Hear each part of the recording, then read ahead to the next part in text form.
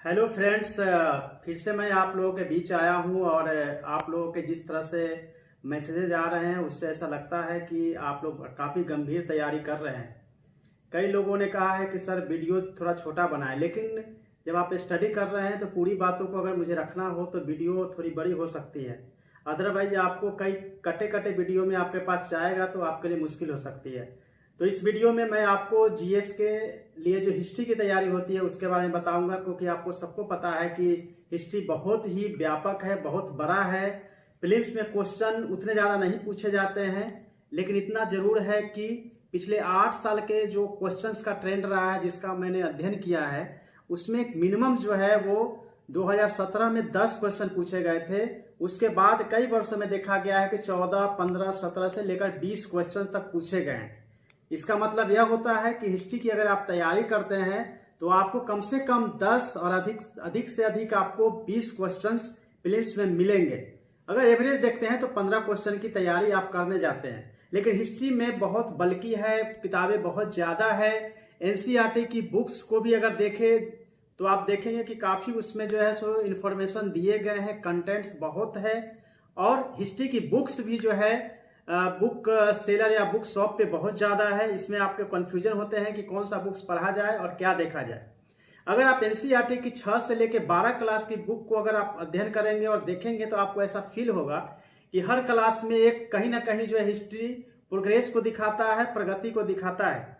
यदि हम क्लास 6 की बात करें तो उसमें एंशिएंट पढ़ाया जा रहा है, तो 7th में 6th में अगर एंशिएंट है तो 7th में मेराइवल है, 8th क्लास में मॉडर्न है, तो 9th क्लास में वंस अगेन जो है इंडियन हिस्ट्री है।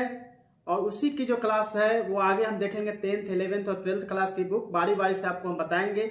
इसके अलावा कौन सी बुक्स आपको देखनी है। जैसे अगर एंशिएंट हिस्ट्री की हम बात करें, जो क्लास 6 की बुक है, इसको अगर आप पढ़ते हैं तो इसमें आपको जो मनुष्य शुरू से रह रहा था प्री हिस्टोरिक एज से लेकर, इसमें आपको मौर्य, गुप्ता से लेकर गुप्ता के बाद जो स्मॉल किंगडम्स थे उसके बारे में इसकी पूरी जानकारी जो है इसमें दी गई है। बहुत ही इजी लैंग्वेज में दिया गया है, इसीलिए कहीं भी आपको इससे कोई दिक्कत नहीं होगी। जैसा कि मैंने शुरू में बताया कि हिस्ट्री जो है एक प्रगति का इतिहास है, एक विकास को दिखाता है। 7th क्लास में आपको मेराइवल देखना है।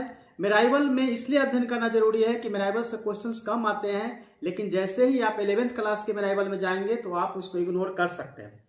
उसी तरीके से अगर 8th क्लास में हम जाते हैं तो इसमें आपको पूरी तरह से मॉडर्न हिस्ट्री दिया गया है। और मॉडर्न हिस्ट्री को समझने के लिए जब से ईस्ट इंडिया कंपनी आई है और भारत को आज़ादी मिली है तब तक की पूरी हिस्ट्री एक बहुत ही सीक्वेंस में आपको एनसीईआरटी की बुक्स में मिलती है। 9th की मैं बात कर रहा था, द स्टोरी ऑफ सिविलाइजेशन। ये सिविलाइजेशन के 2 पार्ट है। 9th में पार्ट 1 है और 10th में पार्ट 2 दिया गया है। इसको अगर सिविलाइजेशन को समझना हो तो बिल्कुल ही सीक्वेंस वे में अगर इसको जाते हैं तो आप इसको अच्छे से समझ सकते हैं। 11th क्लास में एनसीईआरटी की बहुत ही महत्वपूर्ण बुक है, वो है फाइन आर्ट्स की बुक। ये अगर फाइन आर्ट्स की बुक है जो पूरी तरह से आर्ट आर्किटेक्चर को किस तरह से डेवलपमेंट हुआ एंशिएंट से मेराइवल काल में, इसमें बहुत अच्छे से दिया गया है। इसको अगर आप पढ़ते हैं तो कम से कम 3 से 4 क्वेश्चन आपको मिलेंगे ही मिलेंगे। अब आते हैं हम 11th क्लास में, तो 11th क्लास में एंशिएंट और मेराइवल दोनों ही पढ़ना है। एंशिएंट में अगर आप देखते हैं तो एंशिएंट में खास तौर पे आपको ध्यान देना है कि हड़प्पन, वैदिक काल, मौर्यन पीरियड, गुप्ता एंड हर्षवर्धन, ये 5-6 ऐसे चैप्टर हैं जिस पे अगर फोकस करते हैं तो आपका एंशिएंट का मैक्सिमम जो क्वेश्चंस है वो कवर हो जाता है। मेराइवल में अगर देखते हैं तो मेराइवल से क्वेश्चंस बहुत कम पूछे जाते हैं, 3 से 4 क्वेश्चन मैक्सिमम हो सकता है।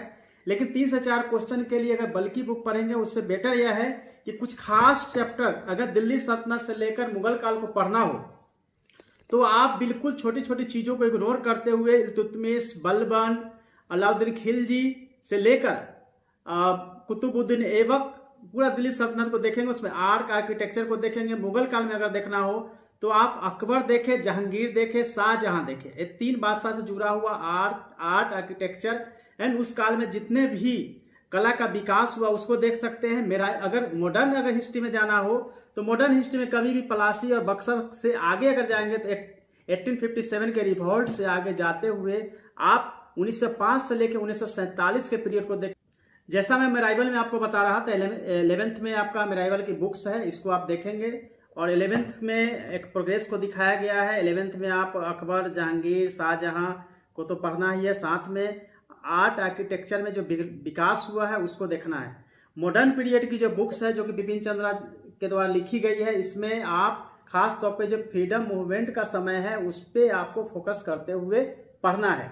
उसमें भी गांधीयन पीरियड जो होता है उसमें से ज़्यादा क्वेश्चन पूछा जाता है। और यदि हिस्ट्री के सभी तैयारियों को देखा जाए तो मॉडर्न हिस्ट्री से आधे से अधिक क्वेश्चंस पूछे जाते हैं।